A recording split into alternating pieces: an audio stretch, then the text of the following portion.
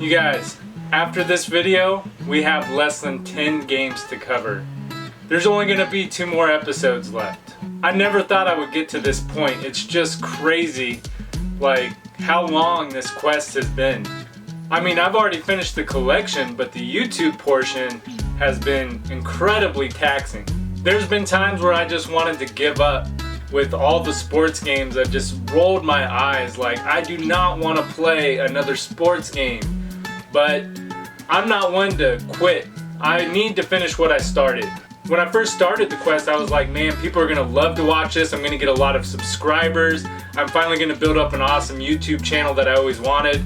And it didn't happen that way at all. I actually lose more subscribers now than I gain. And probably a lot of that is analytics. I don't post enough because these videos take a long time to make.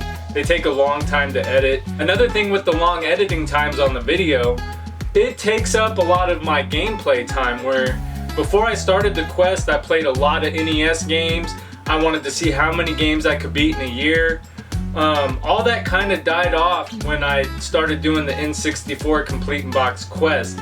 So after the quest, I'll be able to get back to those games and back to the PC Engine. I'll have a lot more time to play those games and do reviews and stuff for those. So with all that mixed in there, I just felt like giving up multiple times. But you few out there that comment and like the videos that I put out, you're the reason I kept going. So thank you very much for that. It's because of you that the quest is making it to the end. But enough rambling. Today we have 6 games that we'll be adding to the collection. Let's check them out.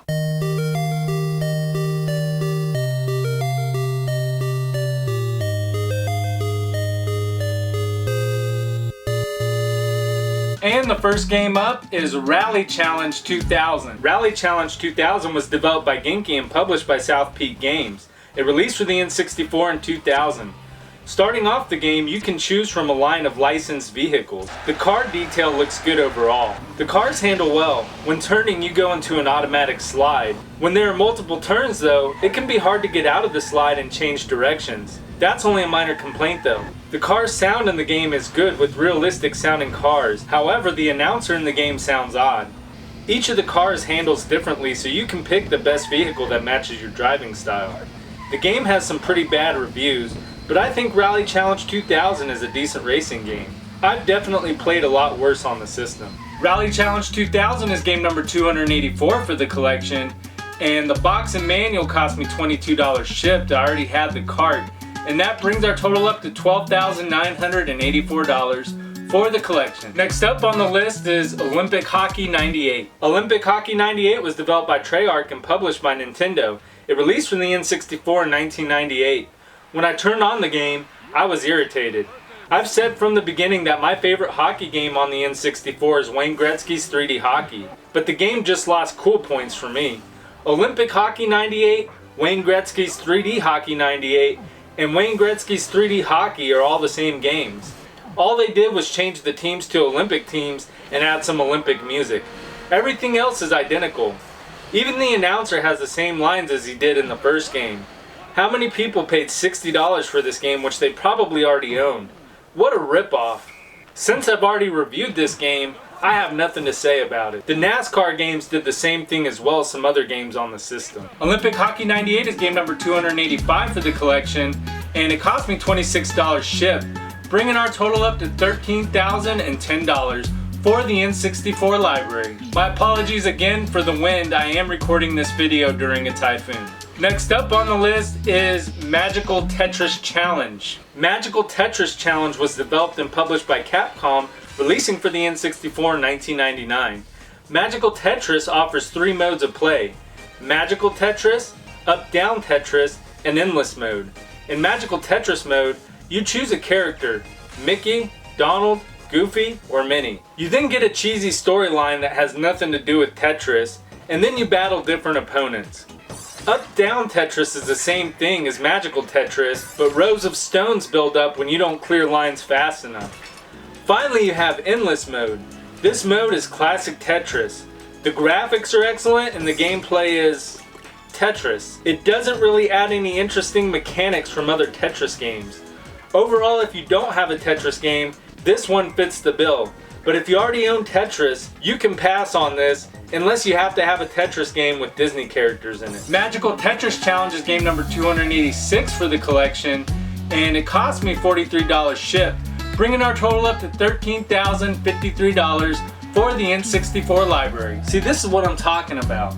I've already reviewed 4 of these games: Madden 64, Madden 99, Madden 2000, and Madden 2002. Well, here we have Madden 2001. Madden 01 was developed and published by EA Sports, releasing for the N64 in 2000. This is the final Madden game we have to cover. Madden 2001 is just like Madden 2000 with some improvements. Being a Madden game, the graphics are good and the gameplay is fun. The announcers narrate the game well. The frame rate and controls in the game are good as well. If you're a fan of football games on the N64, you won't be disappointed with Madden 2001. Madden 2001 is game number 287 for the collection, and it cost me $14 shipped, bringing our total up to $13,067 for the N64 complete in box library. Next up we have International Superstar Soccer 64. International Superstar Soccer 64 was developed and published by Konami, releasing for the N64 in 1997. ISS 64 falls in the middle of the soccer games on the N64. It's better than Mia Hamm Soccer and FIFA 64, but it's not as good as the later released ISS and FIFA games. The visuals in the game are fuzzy, making it hard to make out the players, and the camera angles are weird at times. Controls are good, but the AI is tough. It's a lot harder to keep control of the ball unless you cheat by changing the settings. Finally, the announcers for the opposing team, always commenting how great they are doing and cheering obnoxiously when they make a goal.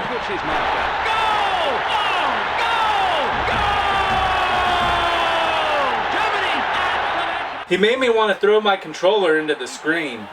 Overall, ISS 64 isn't a bad game, but there are much better soccer games to choose from. International Superstar Socks.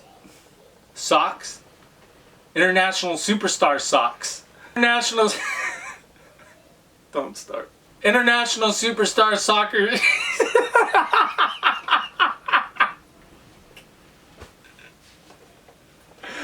Oh, Superstar Socks. International Superstar Soccer 64 is game number 288 for the collection, and it cost me $28 shipped, bringing our total up to $13,095 for the collection. Next up on the list is World Cup 98. World Cup 98 was developed and published by EA Sports and released for the N64 in 1998. World Cup 98 is one of the better soccer games on the 64. I like FIFA 98 better than this game though. In most of the soccer games, the controls would automatically switch to the player closest to the ball. In this game, you have to manually switch to the player by hitting the A button. That can be beneficial at times, but I like the auto switch feature more. The graphics are great for a soccer game. This game is challenging but fair. I was able to score a goal and win a game despite it being harder to keep control of the ball. Overall, World Cup 98 is fun, and I'd recommend it if you're a fan of soccer games. World Cup 98 is game number 289 for the collection, and it cost me $28 shipped, bringing our total up to $13,123 for the N64 complete in box quest. Let's get these games on the shelf.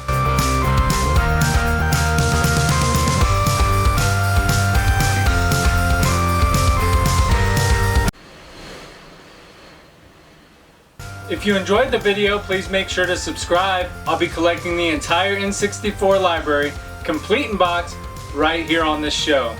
Also, make sure to leave a thumbs up for us having less than 10 games left. Until next time, I'm Wayne, and thanks for watching. International Superstar Soccer.